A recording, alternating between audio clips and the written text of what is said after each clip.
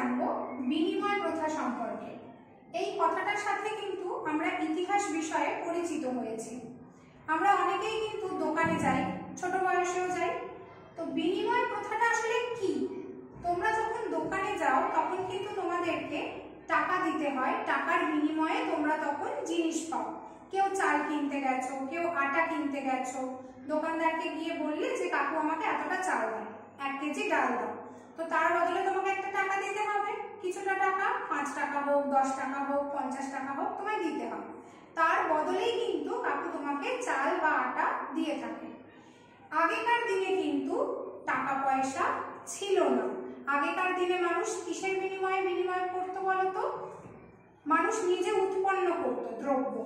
কেউ ধরো সবজি উৎপন্ন করছে, কেউ মাটির জিনিস তৈরি করছে, কেউ ধান উৎপন্ন করছে। তো যে ধান উৎপন্ন করছে তার তো খাবারের জন্য শুধু ধান থাকলে হবে না, সবজি চাই। তো সে তখন কি করবে? ওই ধানটা নিয়ে যে সবজি উৎপন্ন করে তাকে পরিমাণ মতো ধান দেবে এবং তার থেকে পরিমাণ মতো সবজি নেবে। একদম শুরুতে কিন্তু এভাবেই বিনিময় প্রথা শুরু হয়েছিল। তারপর যখন আস্তে আস্তে কড়ির প্রচলন হলো তখন কিন্তু কড়ি দিয়ে বিনিময় হলো। তারপর এলো মুদ্রা, এখন এসেছে টাকা পয়সা। আরো একটা জিনিস কিন্তু বিনিময়ের প্রধান মাধ্যম ছিল, সেটা হচ্ছে গরু। গরুর বিনিময়েও কিন্তু মানুষ জিনিসপত্র নিতে পারত। এভাবে চলতে চলতে কিন্তু এখন টাকা পয়সায় এসে বিনিময় প্রথাটা সীমিত হয়েছে। এখনো পর্যন্ত টাকা পয়সা দিয়েই বিনিময় প্রথা হয়।